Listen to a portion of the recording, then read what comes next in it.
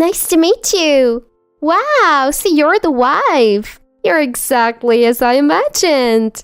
The woman my husband suddenly brought home stares at me rudely. Feeling uncomfortable, my husband introduces her as the woman he loves. Ignoring my shock, she dreamily talks about how my husband came to her aid when she was in trouble. Right after listening to her story with pride, my husband presents me with an unthinkable choice. Before getting married, I, Sarah, lived with my aunt Heather. She took me in after my parents passed away when I was a child. She's never shown a hint of annoyance, and she's essentially my second mom. We have lived apart since I got married, but I assist with her work as I do mine from home. I'm married to Victor, who is 2 years older and 35. Back when we were dating, he was a nice guy. Always impeccably dressed in a suit and thoughtful enough to help out around the house when he knew I was tired. I use the past tense because he's not the man I married. After the wedding, he transformed into a tyrant, a complete stranger. In public, he plays the part of a gentle husband, but alone with me, he treats me like a servant. He used to say, "Housework is a shared responsibility." But now he doesn't lift a finger and treats me like a housekeeper. One day, I had to go out suddenly due to an urgent work-related call. I returned home completely exhausted, and Victor, who was waiting in the living room, was furious. "Where have you been all this time? I come home tired from work, and you haven't even prepared dinner or a bath. How useless can you be? You were raised by your single aunt, so you know nothing about being a devoted wife." Despite letting Victor know I'd be out for an emergency and uncertain when I'd return, he's like this. I held back my response to avoid further upsetting him, even though I had seen that he read my message. I thought to myself, Victor can handle his own meals and bath, but he insists on complaining instead. "What's with that look?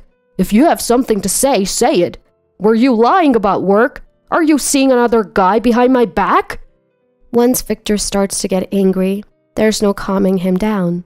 If I try to defend myself now, he'll only get more heated.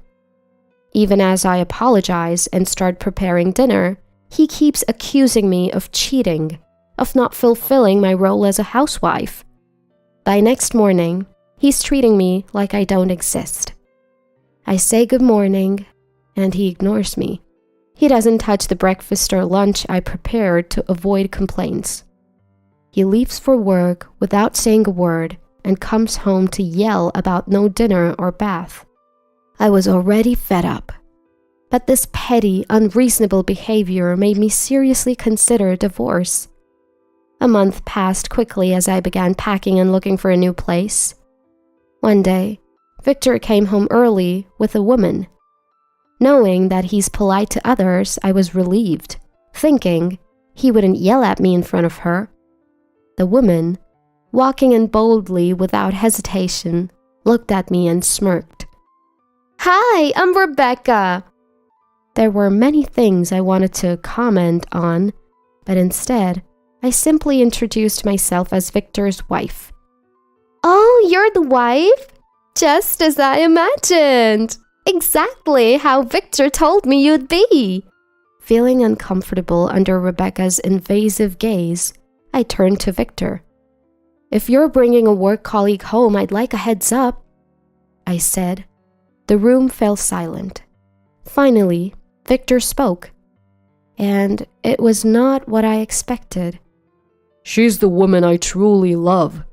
Not like you. She's special and deserves my real affection.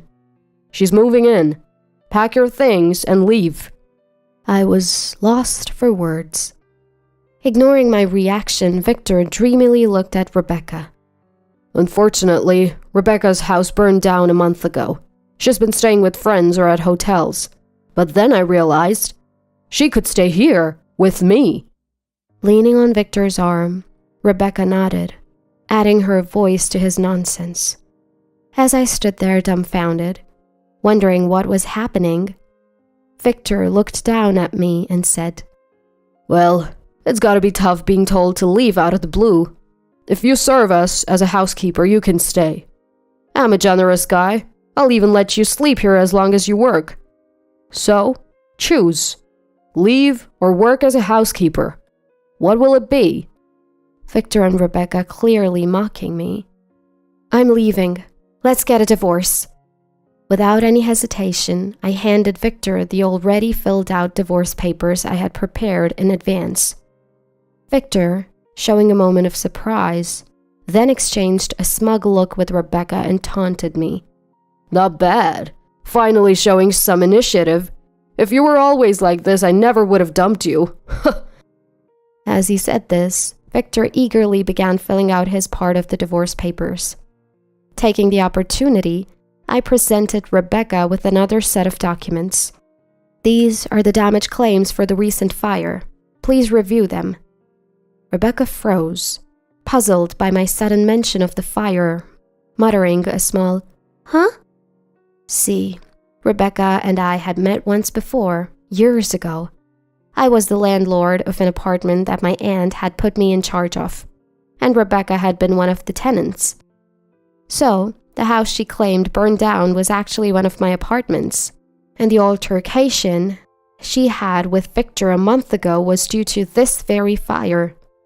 An investigation found that the fire had started in Rebecca's room because she was smoking in bed.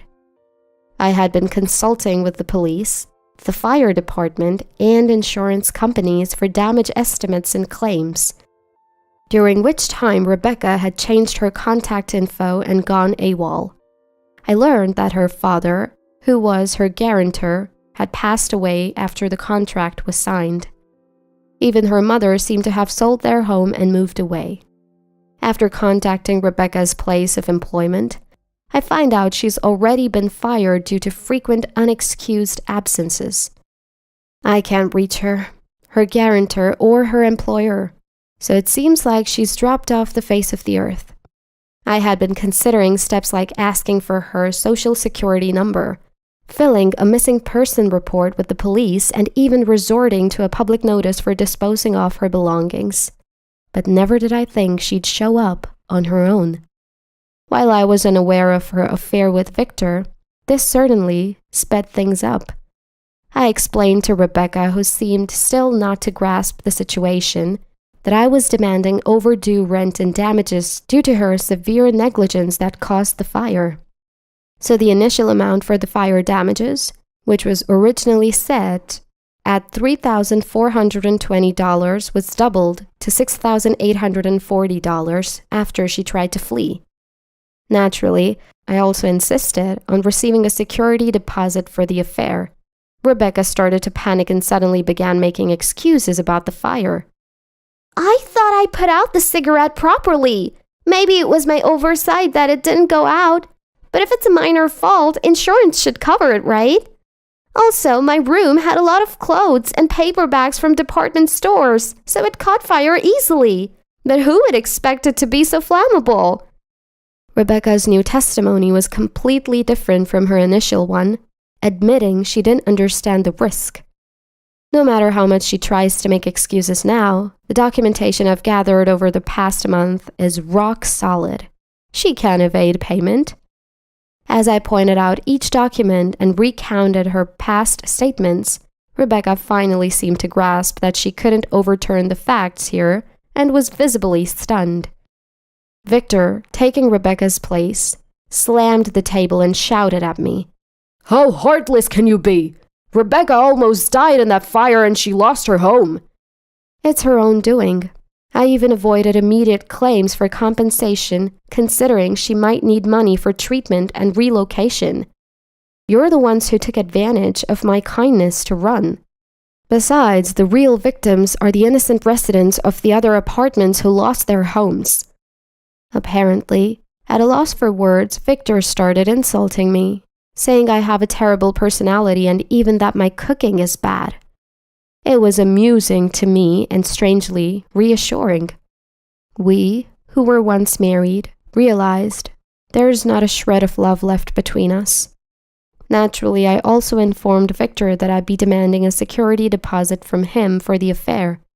Stunned by the word security deposit, Victor gaped at me with a dumbfounded expression. Perhaps he thought that the issue was settled in his favor because I chose to leave quietly. One would think that he'd expect to also be billed when Rebecca was.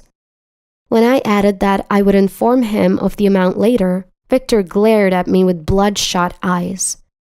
It's all about money with you. How greedy can you be? Unbelievable. Let's go. Victor, in a huff, stormed out of the house, dragging the still dumbfounded Rebecca with him.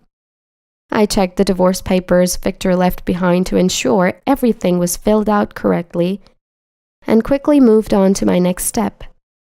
Victor, who had stormed out barefoot and empty-handed, unsurprisingly returned within 2 days. He had left all his essentials behind, so I knew he would be back. During this period, I had gathered all the evidence of the affair, and I wasn't going to let this opportunity slip. I told Victor that I was recording our conversation and warned him not to cause a scene. Then, I once again insisted that he pay me a security deposit for all his nasty comments and his affair. "If you won't pay, I'll get a lawyer and take this to court," I said. Faced with that ultimatum, Victor agreed to pay me on the spot. I had been gathering evidence of his abusive language since I started thinking about divorce. I had these recordings as a safety net for divorce discussions, but they came in handy now. The agreement I drafted included several conditions, such as admitting to the affair and future payments of the security deposit. Victor signed it while begrudgingly muttering that I was a gold digger, but he seemed desperate to avoid a public scandal. After securing his promise, I kicked Victor out of the apartment I had rented. He didn't have enough money for a new place, so he was apparently sleeping in hotels and internet cafes. However, the easygoing life doesn't last. Soon enough, the savings are gone, and he returns to his parents for help. Though he didn't tell his parents about the divorce, only saying that we had a big fight and I kicked him out, his parents already knew the whole story. I had filled them in when I sent Victor's belongings back to them. Victor's parents were outraged by his actions. Disowned by his family, Victor turned up at Rebecca's apartment. He thought he could easily crash there, but things didn't go as planned. Rebecca blamed Victor for the additional damages she had to pay because of his actions and broke up with him on the spot. They had a massive fight that was so loud, their neighbors reported them. The person who reported us turned out to be our neighbor. And unfortunately, he was Victor's new boss who had just been transferred to headquarters. He was only living in this apartment temporarily for a month until company housing became available. Ironically, he was planning to move out just next week. When the police separated Rebecca and Victor, he recognized his boss and blanched. I was shocked to find out that the source of the ferocious yelling was Victor, who's usually mild-mannered around me. His boss seemed to have felt that Victor's extreme yelling raised some serious concerns about his character. As a result, the promotion that was almost in the bag got withdrawn, with a note to keep a closer eye on how he treats his subordinates. Meanwhile, Rebecca found herself in hot water. The folks at her new job who recommended the apartment found out about the police ordeal. It wasn't just a nuisance for the neighborhood. She was implicated in infidelity and liable for damages from the fire.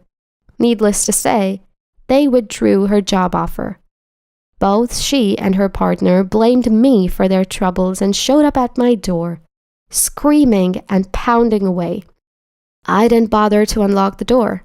I just called the cops. Being the cowards they are, the two hightailed it as soon as they heard the police sirens. A few days later, I was shocked to receive full payment from Rebecca for both the damages and the deposit. As I suspected, she might skip town. I did some digging and found out that her new affair partner was the one who provided the money. You'd think she'd learn, but no. She keeps getting involved with married men. Though she paid up with someone else's money, I wasn't sure about to let her off the hook. I hatched a plan to send her new lover a gift. Turns out the guy is a business owner who felt sorry for poor homeless Rebecca and had given her a substantial amount of money. I mailed him the same legal documents I had sent to the insurance company and my lawyer, proof of her deceit, all accidentally included with some promotional flyers. The call for fact-checking came just a few days after the mail was sent. A man who fully believed Rebecca's lies, that she was a victim of fire damage but was being unfairly charged due to a loophole in the law, was furious when he found out the truth. He demanded Rebecca to fix their relationship and repay the money he had lent her. Lawyers and private investigators got involved right away, and they found out everything, from her contact information to the job she was applying for. Rebecca, now without anyone to help her, turned to Victor, who she thought was rebuilding his life. He didn't entertain her pleas. Victor has been making payments to me, while Rebecca has been slowly paying off her former lover, the company president. After discussing with my aunt, I decided to take this opportunity to rebuild the apartment that burned down. The old apartment, which had low rent, was revamped with security enhancements like entryway monitors and cameras in common spaces, and also got a stylish exterior. Some previous tenants returned, but now the main tenants are students. Thanks to the nearby college and the location, students moving from rural areas have found my apartment. The apartment has gained popularity among not just students, but also their parents for its high security features, maintaining a steady occupancy rate even after increasing the rent.